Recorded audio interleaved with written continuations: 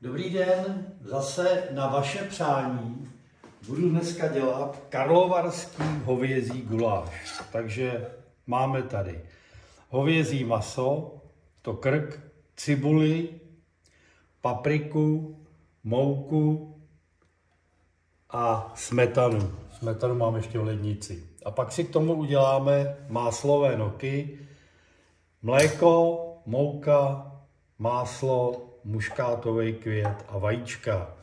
Tak jo, já jdu dělat přípravu, asi začnu cibulí.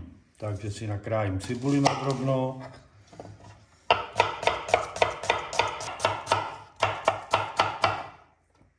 Tak, cibuli bych měl. Nakrájím si maso na kostky.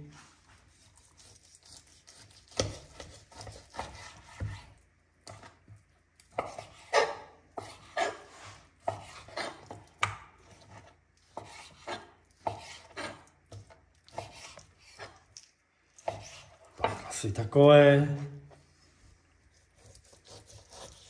No, do kastrolku si dám olej, nechám ho rozehřát a zase budeme dělat takový zlatohnědý základ cibulový. Tak, cibulka už se mi peče, nebo smaží. Vidíte, dělám to zase na 9, dělám to zostra ze začátku, pak to stáhnu. No, tak musíme chvilku počkat. No vidíte, už to pomaloučku začíná chytat barvu, takže tomu uberu, dám tam 7. No a ještě chvilku, aby to bylo takové zlatohnědé. No, tak já myslím, že takhle už je to dobrý, takže tam přidám to maso, posolím ho. No a teď zase ho opeču, aby ztratilo takovou tu svoji syrovost. To si zase můžu přidat. Tak se to dělá rychleji.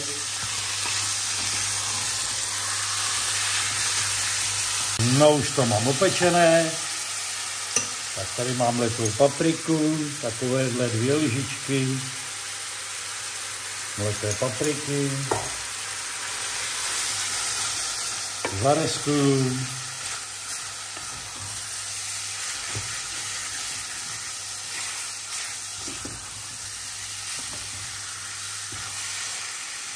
No a můžu to zalejt, mám tady zase ten náš vývar z kostí.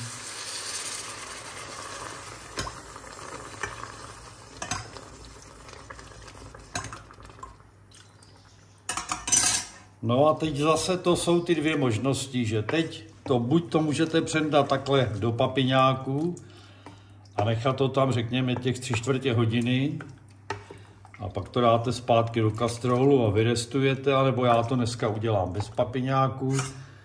To znamená, že se ho takhle zaleju, ještě trochu, tak. No. Dám na to poklíčku takhle, jako na vařečku, no a nechám to dusit tak dlouho, až se zase všechen ten vývar vyvaří. No tak už se to hezky vaří, takže tomu uberu na tu 6, dám tam poklíčku takhle, no a počkám, až se to všechno vydusí. Tak já se na to podívám, počkej, takhle trošku se třu z té poklíčky, ono to tam na ní prská. Tak, no, vidíte, to už se to pomaloučku vydušuje. No ale to je málo, takže ještě musíme počkat. Holt je to časově náročnější.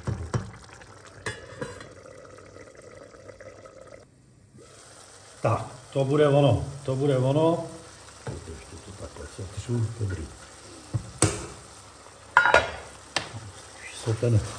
Už se ten tuk bere nahoru, takže máme to 65 deka masa. Takže 5 takových menších lžiček mouky.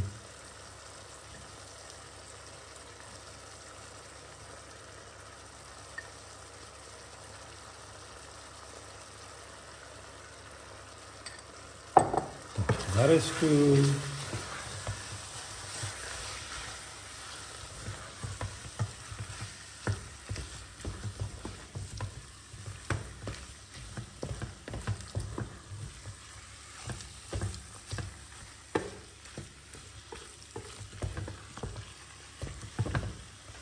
Zaleju to vývarem.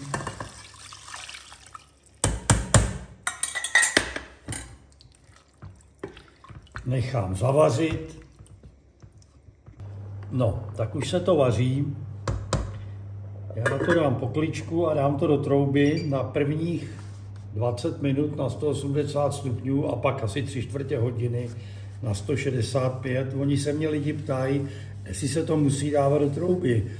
No nemusí, ale na kamnech to musíte míchat, v troubě ne. Tak já jdu do trouby. No vidíte, tak po hodině to vypadá takhle. Zase se to trochu svařilo. Přidám tam smetanu. Zamíchám.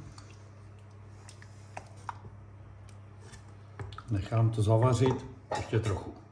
Tak, to stačí. Počkám, až se to zavaří. Tak, se to vaří, ochutnám. No, karlovarský guláš je jemný guláš. Oklepu, dám na to pokličku, dám to stranou a půjdu dělat noky. Takže si dám 4 deci mlíka. Mám tady 5 deka másla.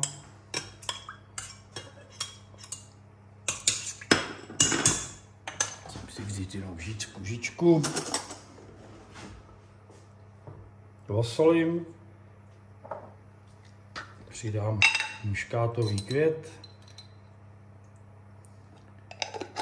No a počkám, až se to zavaří. Už se mi to vaří, takže tam přidám 30 deka hladké mouky. No a udělám klasické odpalované těsto. Jo, tady zase se musí asi přidat trošku lidského sádla.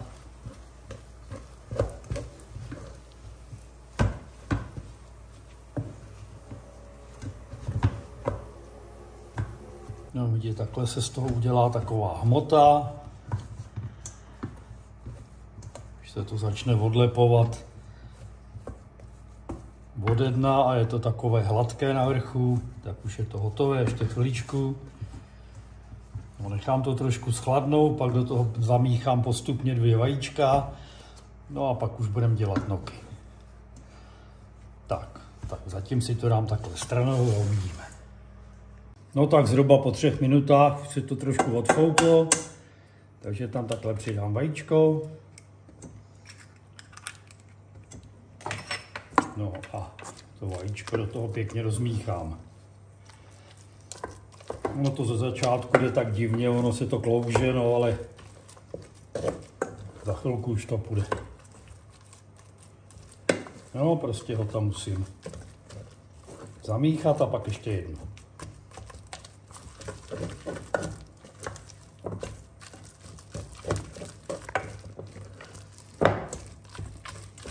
Jo, ono se to nakonec se to spojí. Jo, už se to spojuje, už je to dobrý. Tak dám tam ještě druhé vajíčko. Hop. No a zase ho rozmíchám. No a už se mi tady vaří osolená voda. No a můžu začít dělat 2 žícema takhle ty noky. No, takhle si to otřu o ten, ještě si to srovnám.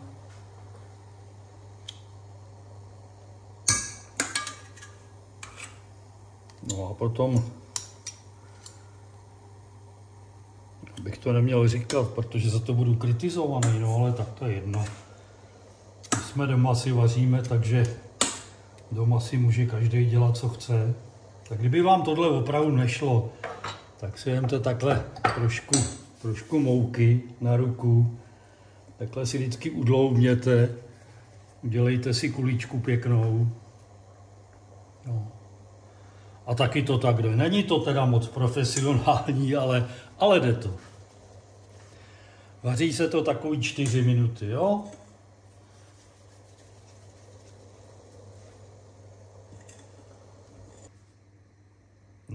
to skoro mám. No a jak jsem říkal, tak to dej takhle.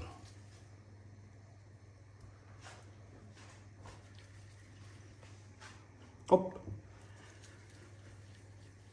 A hop. No a ty, jak už vyplavou, tak ty už jsou hotový. Tak už to všechno plave. Tak to vyndám.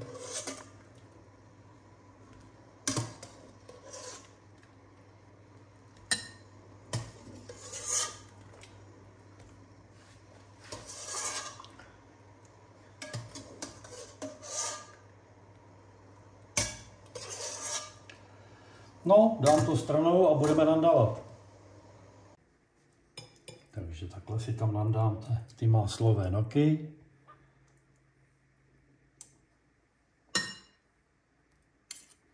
No tak je. Z jedné strany kuličku a z druhé strany kuličku, aby to bylo zajímavější. No, nandáme karlovarský hovězí guláš. No, zase jsem si ukáp, no, to už tak asi je, no. Takže jo, karlovarský hovězí guláš s máslovými noky, ať vám chutná.